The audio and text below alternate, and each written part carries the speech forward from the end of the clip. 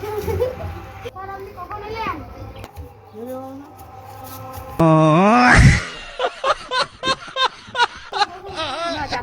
তোদের হোমওয়ার্ক গুলো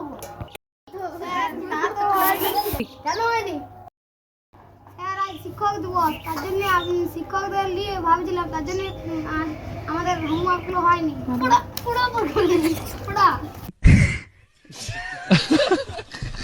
তোদের যখন আর পড়াশোনা হবে না, আমি চলে যাবো।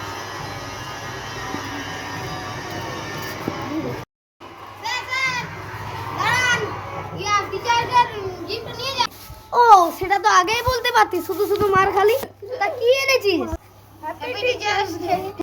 স্যার বাবা তো আমাকে আপনাকে ফোন দিতে বলেছিল, আমি তো আপনাকে পাথর দিয়ে দিই।